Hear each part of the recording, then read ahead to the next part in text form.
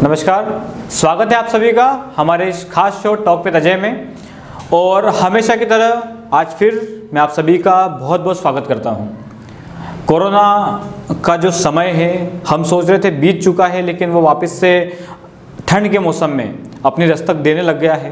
पूरे देश में फिर से कोरोना की जो महामारी है उसकी समस्याएं बढ़ती जा रही है। आप सभी अपना ध्यान रख रहे होंगे, ऐसी मैं आशा करता हूँ।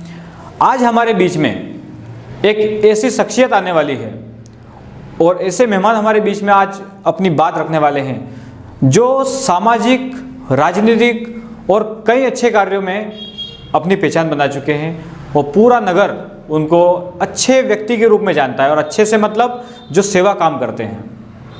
तो आज हम एक ऐसी शख्सियत से मिलने वाले हैं। मैं स्वागत करता हूं हमारे आज के मेहमान श्री राधेश्याम जी बंबोरिया।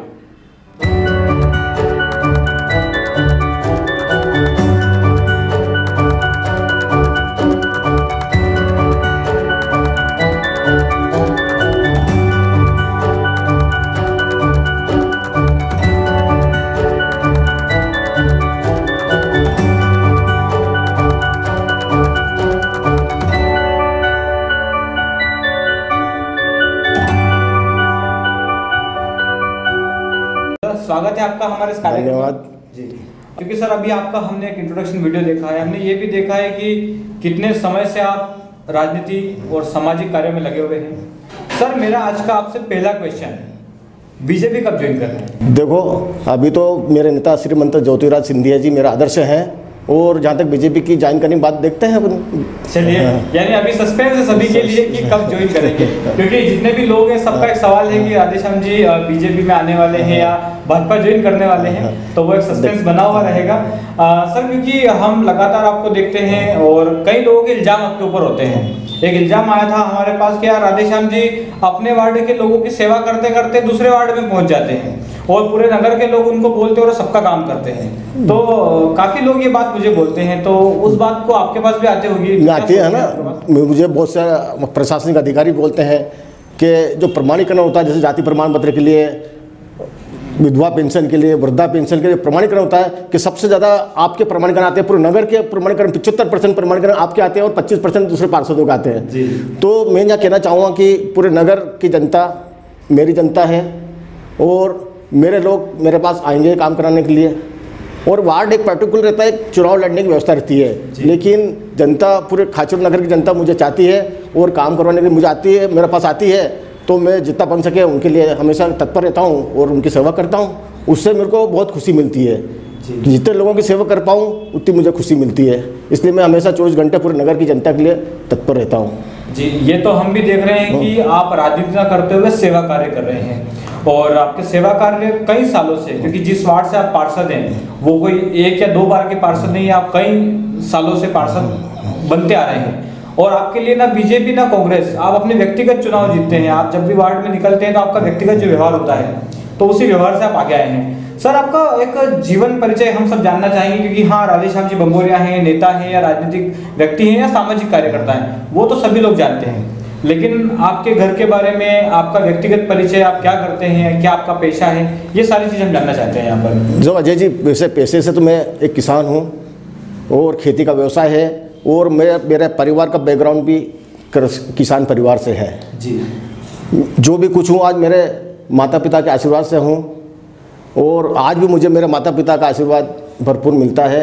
उसी बदौलत मैं जनता की सेवा कर रहा हूँ। जरूरी है, माता पिता का आशीर्वाद बहुत जरूरी है, क्योंकि जब वो मिलता है तो अपने आप हम आगे बढ़ते रहते हैं। सर एक क्वेश्चन मेरा यहाँ पर आपसे रहेगा और ये क्वेश्चन मैं सभी से करता हूँ कि कई बार ऐसा होता है कि हम लोग राजनीतिक क्षेत्र में हैं, किसी भी फील्ड के अंदर हैं, तो आए दिन आप देखते हैं कि आजकल जो पैर पकड़ के गिराने का काम जो हो रहा है कि कहीं से पैर पकड़ के गिरा दिया, कहीं धक्का लगाने का काम पड़ता है।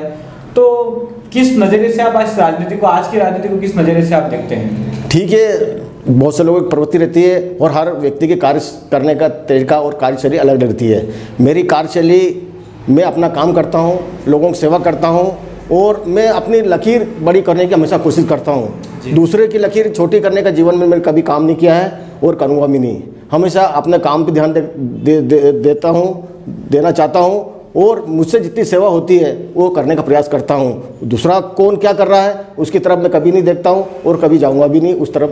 चलिए सर, परिवार के बारे में तो हमने जाना, हम आपके बारे में कुछ आपकी व्यक्तिगत बातें जानना चाहते हैं, क्योंकि हमारी जो जनता है, हम जब भी यहाँ कोई हमारे मेहमान आते हैं तो उनसे उनके व्यक्तिगत जीवन के बारे में जरूर पूछते हैं कि भाई आपको क्या पसंद है, क्या नहीं पसंद है, क्या करना आपको अच्छा लगता है, क्योंकि वो भी जानना चाहते हैं सभी लोग कि हाँ यार आप जो है आपका व्यक्तिगत क्या आपकी हॉबीज हो सकती हैं। कुछ क्वेश्चंस हैं मेरे, मैं आपसे पूछना चाहूँगा, जवाब आपको सही देना है, बस आप ये चीज़ ध्यान रखिएगा। तो पहला मेरा क्वेश्चन है कि फिल्में देखना आपको पसंद है या नहीं? नहीं, बिल्कुल पसंद है, फिल्मों भी देखता हूँ और मध्यमकालीन जो समकालीन थी 90 के दशक की फिल्में, 90 से 2000 तक की फिल्में, वो मुझे ज़्यादा पसंद है। और आज भी सभी को वही पसंद है। आजकल की फिल्में तो साउथ की चलती है, वो हम देखते हैं जी। आपकी फेवरेट एक्ट्रेस का नाम क्या है, हीरोइन का नाम? क्योंकि आप भी किसी समय पे एक अच्छे युवा रहे हैं, तो उस समय की, आज के समय की कोई ऐसी एक्ट्रेस जिसका नाम या और एक ऐसे एक्टर का नाम जो आपके फेवरेट रहे हैं? जैसे मेरे फेवरेट की एक्टर का नाम है माधुरी दीक्षित, 90 के दशक की बहुत अच्छी एक्ट्रेस थी। और जहाँ तक एक्टर का है तो मुझे अमिताभ बच्चन जी बहुत पसंद है और अच्छे एक्टर्स जी। एंग्री यंग मैन की उनकी भूमिका है जो आज भी सबके दिलों पर राज करती है।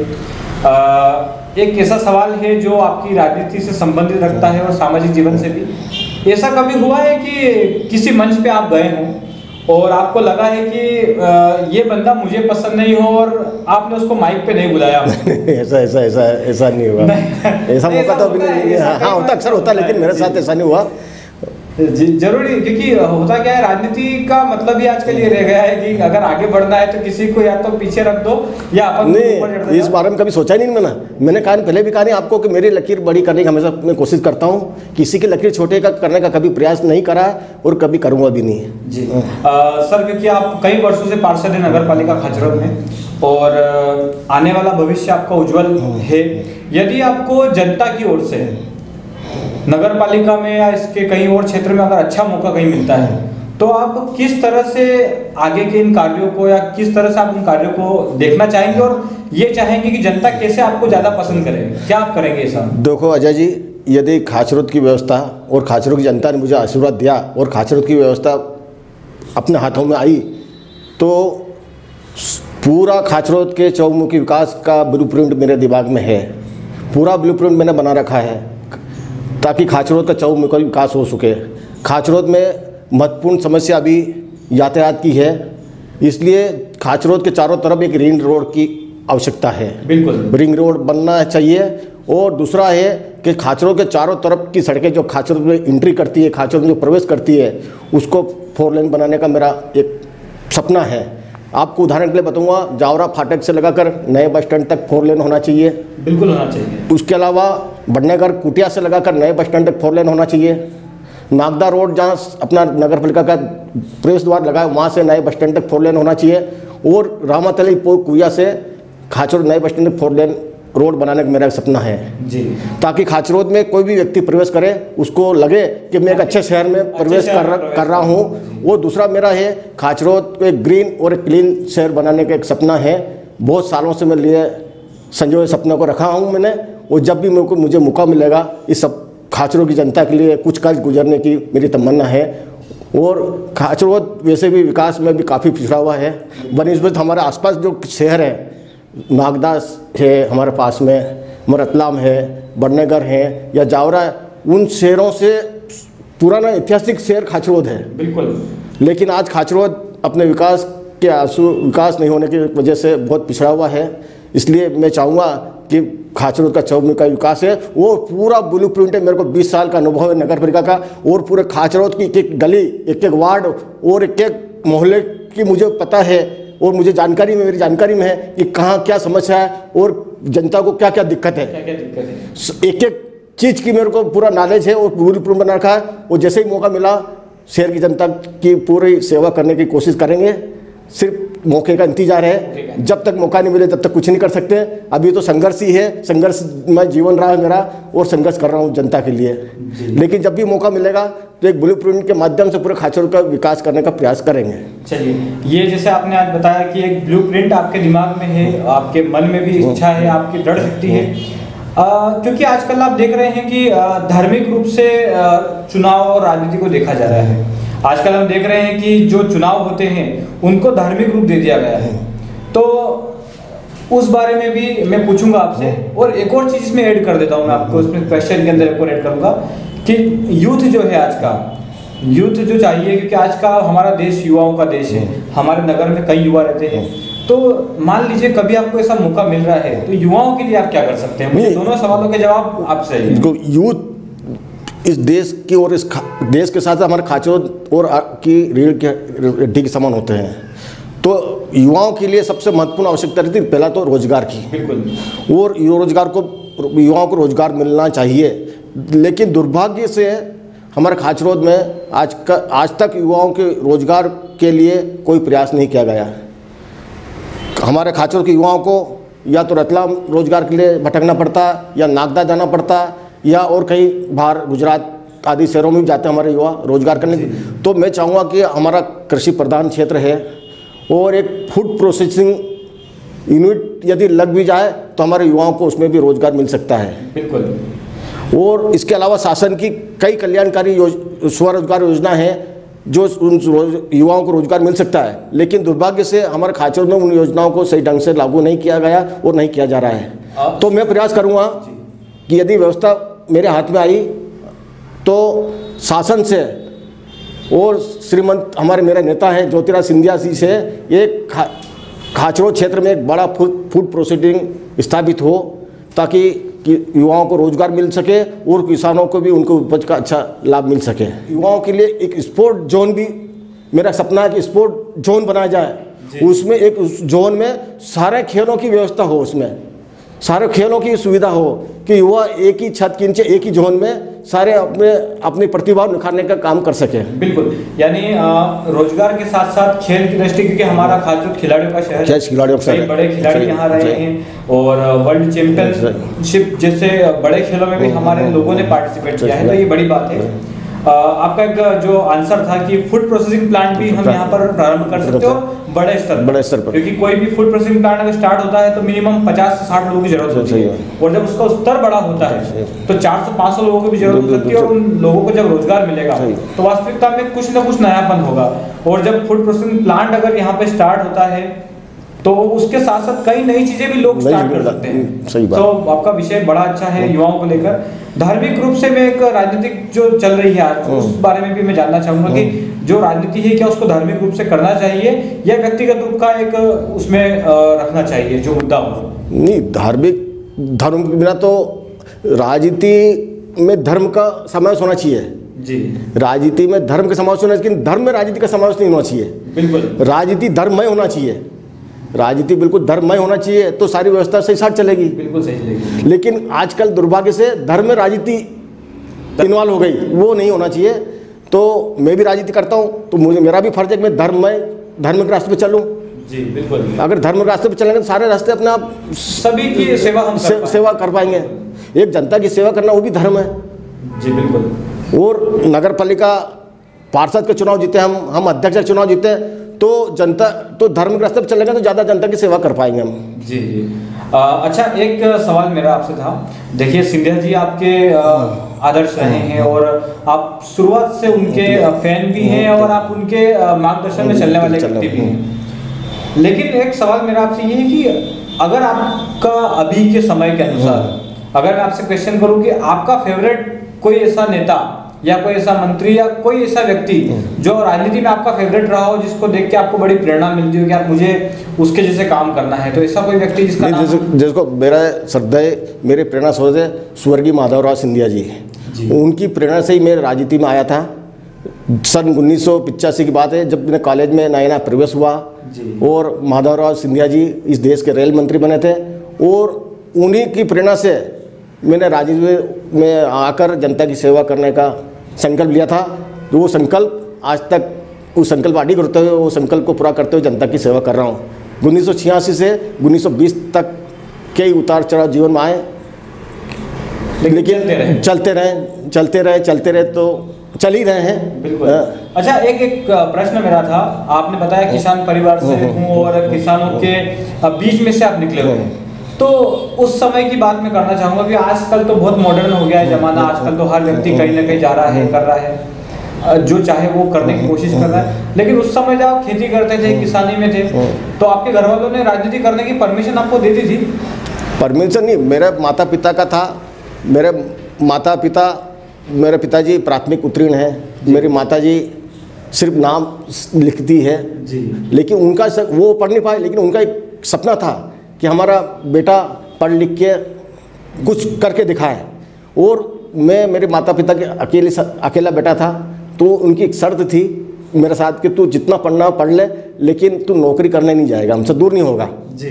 तो मैंने उनसे वादा करा था कि मैं नौकरी नहीं करूँगा। नहीं तो उस ज़माने में मेरे को अच्छी से अच्छी जॉब मिल सकती थी।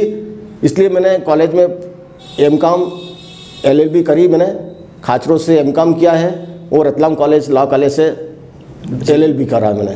क्या बात है, यानी देखा जाए तो कानून का भी पूरा ज्ञान रखते हैं आप और पढ़ाई भी की, लेकिन माता पिता का जो था सपना कि भाई हमसे दूर नहीं जाना, बस उनका पूरा पालन करा मैंने। और उसी को नौकरी, उन्होंने कहा सर्विस और नौकरी में नहीं जाना है, इसलिए मैं राजनीति में आने का, मैं कहा नौकरी तो करना नहीं अपने को, इसलिए राजनीतिक क्षेत्र में प्रवेश करके अपन जनता की सेवा कर रहे हैं। बिल्कुल सही है, समाज सेवा के लिए राजनीति भी एक अच्छी जगह है, क्योंकि समाज सेवा आप समाज में रहकर भी करोगे तो वो राजनीति कही जाएगी। तो बात तो बराबर ही है, राजनीति में आके समाज सेवा की जाए, कम से कम उसका फायदा तो मिलेगा, सही बात, हम अच्छा कुछ दे पाएंगे। सही बात। सर एक बात बीच में लाऊंगा मैं थोड़ा सा यहाँ पर, क्योंकि आपके पूरे जीवन के बारे में हम देख रहे हैं, कर रहे हैं, हम लोगों ने ये भी जाना कि आप कितना कार्य कर रहे हैं। आप शादीशुदा हैं, आपके दो बेटे आई थिंक 2 बेटे हैं शायद, और घर का जो माहौल है, क्योंकि घर का माहौल हर राजनीतिक व्यक्ति जो होगा उसके यहाँ घर का माहौल अलग होता है। तो आपके घर में कभी ऐसा हुआ है कि आप देर से जा रहे हैं या बाहर दिन भर सेवा काम में सर बाहर रहना पड़ता है, तो कभी ऐसी कोई बात हो कि घर वालों का कभी स्ट्रिक्ट कोई रूल्स हो कि यार नहीं आप इतने मत जाया करो, ऐसा कभी हुआ हो? नहीं, मैं इस मामले में मेरे परिवार के देखो राजनीति करते तो परिवार लोगों को दिक्कत तो होती है जी। घर परिवार को समय नहीं दे पाते हैं अपन, घर पे जाना हुआ कभी नहीं जाना हुआ, तो इसलिए मैं माता पिता और हमारे परिवार के सभी सदस्यों को धन्यवाद देना चाहूँगा कि उन्होंने मुझे सिर्फ और सिर्फ समाज सेवा के लिए छोड़ रखा है। बहुत बढ़िया।